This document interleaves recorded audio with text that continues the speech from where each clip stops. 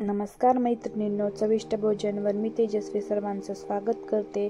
आज या ठिकाणी आपण चटपटीत असं झणझणीत आणि चमचमीत असं लिंबू मिरचीचं मिक्स लोणचं आपण पाहणार आहोत। जर आपण हे लोणचं आपल्या आहारात रोज घेतलं तर आपल्याला नेहमीपेक्षा जास्त जेवण जाते आणि आपण ज्यावेळेस एक चपाती घेतो त्यावेळेस आपल्याला 2 चपात्या आपण ह्या लोणच्यासोबत खाऊ शकतो। चला तर आपण रेसिपीला सुरुवात करू। सर्वप्रथम आपल्याला लिंब स्वच्छ पाण्याने धुवून घ्यायचे आहेत आणि नंतर आपल्याला लिंबू स्वच्छ अशी पुसून घ्यायचे आहेत आणि एकदम कोरडी करायची आहेत। त्याच्यामध्ये थोडंही पाणी राहता कामा नये। लिंबू आरोग्यासाठी आपल्याला खूप फायदेशीर आहे। लिंबूमध्ये व्हिटॅमिन सी भरपूर प्रमाणात असते, ज्यामुळे प्रतिकारशक्ती वाढते, रोगप्रतिकारक शक्ती वाढते, तसेच ते पचनक्रिया सुधारते। आपल्याला सर्व लिंबही पुसून घ्यायचे आहेत। लिंबू त्वचेसाठीही चांगले असते। लिंबू खाण्याचे आणि लिंबू पाणी पिण्याचे अनेक फायदे आहेत, जसे की वजन कमी करणं, किडनी स्टोन टाळणं आणि रक्तदाब नियंत्रित ठेवणं। याचा फायदा लिंबाचे सेवन केल्यामुळे होतो। आता मिरच्या मी स्वच्छ धुतलेल्या आहेत आणि आता स्वच्छ पुसून घेणार आहेत। पुसून अशा घ्यायच्या आहेत की त्याच्यामध्ये थोडं पण पाणी त्याच्यामध्ये राहता कामा नये, कारण त्याच्यामध्ये जर पाणी राहिलं तर आपलं लोणचं खराब होतं। आता मिरच्या पण आपल्याला स्वच्छ धुवून घ्यायच्या आहेत। लिंबूमध्ये व्हिटॅमिन सी भरपूर असल्याने ते रोगप्रतिकारशक्ती वाढवण्यासाठी एक उत्तम घटक आहे। लिंबामध्ये पेक्टिन नावाचे फायबर असते, जे वजन कमी करण्यास मदत करते, तसेच ते चयापचय क्रिया वाढवते।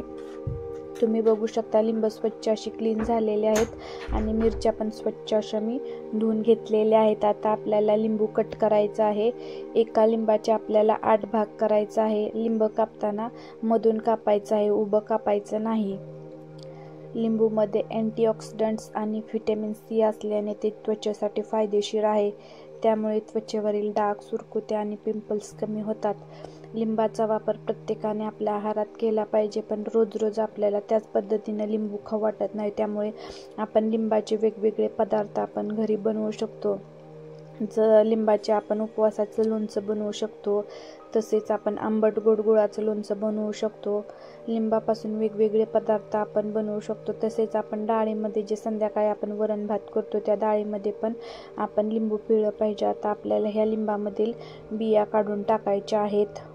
लिंबूमध्ये सायट्रेट नावाचे तत्व असते, जे किडनी स्टोन तयार होण्यास प्रतिबंध करते।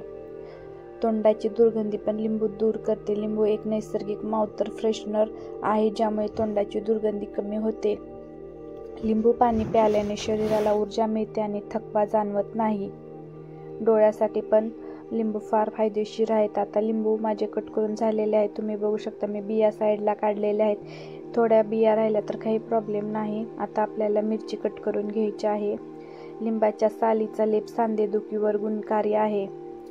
आपण लिंबापासून लिंबू सरबत, लिंबू पाणी, लिंबू चहा, लिंबू लोणचे, लिंबू सॉस इत्यादी विविध प्रकारे लिंबाचा आहारात समावेश आपण करू शकतो।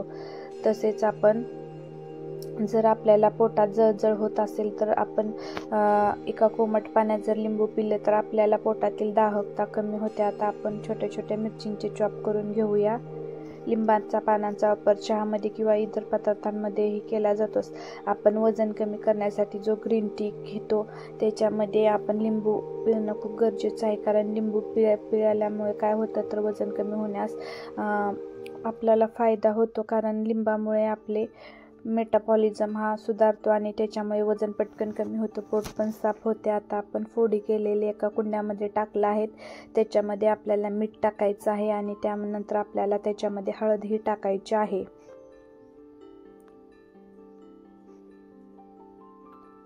आता आपण हे सर्व मिक्स करून घेऊया।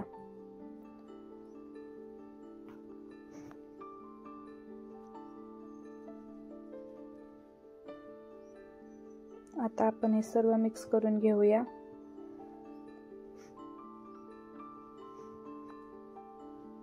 मिक्स केल्यामुळे काय होतं, लिंबू आणि हळद हे व्यवस्थितपणे सर्वत्र लागली जाते।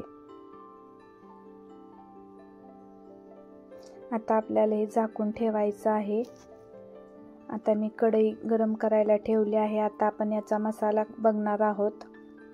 कढई गरम झालं की आपल्याला त्याच्यामध्ये जिरे आहे ते आपल्याला भाजून घ्यायचे आहे। त्याच्यामध्ये मी तेल वापरलं नाही। भाजल्यामुळे पटकन मिक्सरमधून बारीक होते आणि त्याचा फ्लेवर पण खूप छान होतो. आता ही भाजलेली आहे. त्यानंतर आपण मेथी दाणं घेऊयात. मेथी दाणं पण आपल्याला भाजून घ्यायचे आहेत. मेथी दाणं पण चटकेपर्यंत आपल्याला भाजून घ्यायचे आहेत आणि नंतर आपल्याला गॅस कमी करायचा आहे आणि मेथी दाणं भाजलं की आपल्याला मेथी दाणं काढून घ्यायचे आहेत. वजन करण्यासाठी लिंबाचा फार महत्त्वाचा रोल आहे. संध्याकाळी अनुशापोटी जर तुम्ही लिंबू पाणी पिलं तर आरोग्याला फार फायदा होतो. त्याच्यामुळे वजन पटकन कमी होतं. चहामध्ये पण लिंबाचं सेवन केलं पाहिजे. आता आपण त्यामध्ये बडीशेप टाकलेली आहे आणि बडीशेप पण आपल्याला व्यवस्थित अशी तेल नाही टाकले मी म्हणजे कढईमध्ये परतून घ्यायची आहे. चटकाय लागली की आपल्याला ती काढायची आहे. यामध्ये आपण जिरी, मेथी दाणे आणि बडीशेप आपण बारीक करणार आहोत. आता मिक्सरमधून हे आपण बारीक करून घेऊया. याची जास्त बारीक पेस्ट करायची नाही, थोडीशी आबडधोबड ठेवायची आहे. त्यासाठी मी थोडंसं मीठ टाकलेलं आहे आणि आता आपण हे मिक्सरमधून बारीक करणार आहोत. आता मिक्सरमधून मी जास्त बारीक पण नाही, जास्त मोठी पण नाही, मीडियम अशी याची पूड तयार केलेली आहे.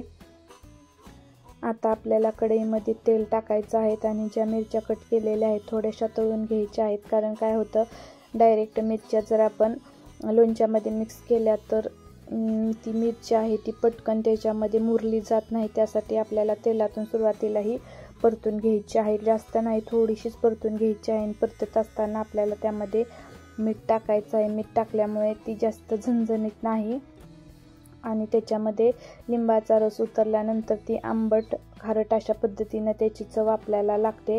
यासाठी मी कढईमध्ये तेलामध्ये थोडंसं मीठ आणि तेल टाकलं आहे. आता गॅस बंद करून आपल्याला त्याच्यावर प्लेट झाकायची आहे आणि काढायची आहे. जास्त पण आपल्याला ही तेलामध्ये भाजायची नाही, थोडीशीच आपल्याला तेलामध्ये परतून घ्यायची आहे.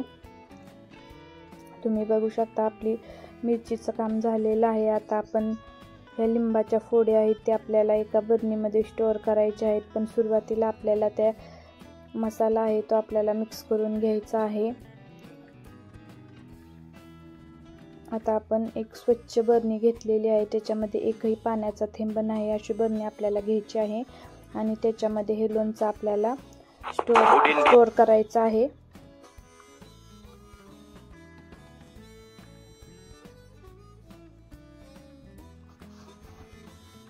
आणि रात्रभर आपल्याला ह्या बरणीला घट्ट असं झाकण लावून ठेवायचं आहे. कारण त्याच्यामुळे काय होतं तर बरणीमध्ये पाणी सुटतं. ह्या लोणच्याला पाणी सुटल्यामुळं काय होतं तर त्याच्यामध्ये चव खूप छान मुरली जाते, आंबटपणा. आता एकदा दोनदा आपल्याला व्यवस्थित असं ह्या लोणच्याच्या फोडी हलवून घ्यायच्या आहेत जेणेकरून सगळीकडे मीठ, लिंबू आणि मिरची सर्वत्र पसरली जाईल. आता मिरची आपल्याला त्याच्यामध्ये टाकून पुन्हा एकदा बरणी आपल्याला हलवायची आहे.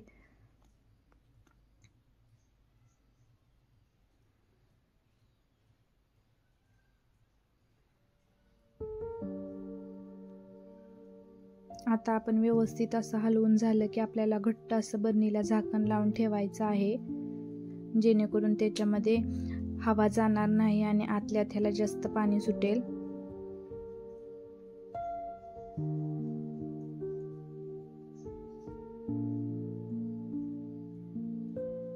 तुम्ही बघू शकता दुसऱ्या दिवशी मी हे बरणी ज्यावेळेस उघडली त्याच्या वेळेस खाली पाणी सुटलं होतं. आता हे पाणी सुटलेलं सर्व फोडींना आपल्याला लागल असं बरणी आपल्याला हलवून घ्यायची आहे.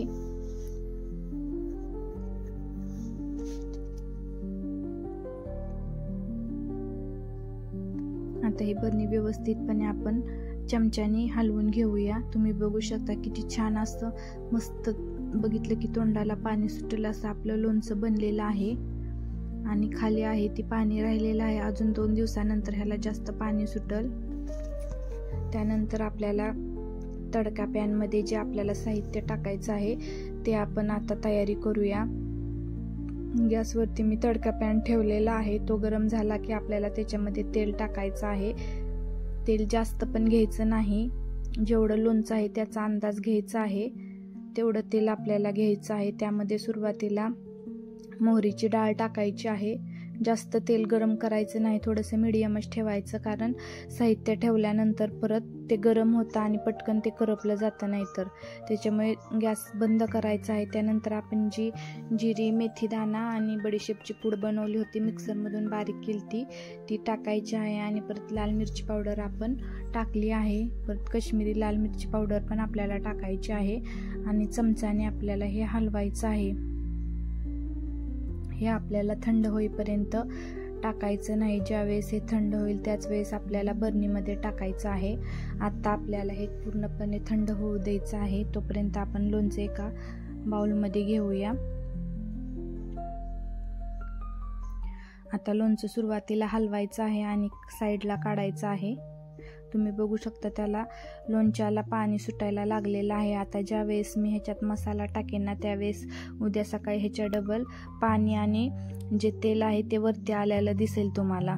आता ही माझी तडका पॅनमध्ये जी फोडणी केली होती ती आता थंड झालेली आहे. आता आपल्याला लिंबांच्या आणि मिरच्यांच्या वर आपल्याला ही टाकायची आहे आणि व्यवस्थित असं हे मिक्स करून घ्यायचं आहे. मस्त घरच्या घरी किती छान मस्त लोणचं बनलेलं आहे का नाही. तुम्ही पण ही रेसिपी घरच्या घरी नक्की ट्राय करा. तुम्ही बघू शकता की त्याच्यामध्ये मिरचीच्या फोडी टाकल्यामुळे ते अजूनच छान चव वाढते, त्याची तिखटपणा येतो. आणि लिंबामध्ये मिरची टाकल्यामुळे काय होतं तर मिरचीला आंबट तिखटपणा हा त्याच्यामध्ये मुरलेला दिसून येतो आणि ते चवीला पण छान लागतं. तुम्ही बघू शकता खूप छान आणि झणझणीत असं आपलं लोणचं बनवून तयार झालं आहे. आणि ह्याची खरी चव आपल्याला एका आठवड्यानंतर घेता येते, कारण एका आठवड्यानंतर हे लोणचं मुरल्यानंतर चवीला फार छान लागतं. आत्ता पण ह्या फोडी तुम्ही खाऊ शकता, पण त्याचं जे कातडं असते ते थोडंसं निबर असते. एका आठवड्यानंतर काय होतं ते त्यातल्या फोडी आहेत ते मुरत्यात आणि चवीला पण हे लोणचं फार छान होतं. तुम्ही बघू शकता खूप झणझणीत आणि चमचमीत असं आपलं लिंबू मिरचीचं लोणचं बनवून तयार झालेलं आहे. तुम्हाला आमचा व्हिडिओ कसा वाटला हे कमेंटमध्ये सांगायला विसरू नका. आणि आमची रेसिपी आवडल्यास आमच्या रेसिपीला सबस्क्राईब, लाईक आणि शेअर करायला विसरू नका. धन्यवाद.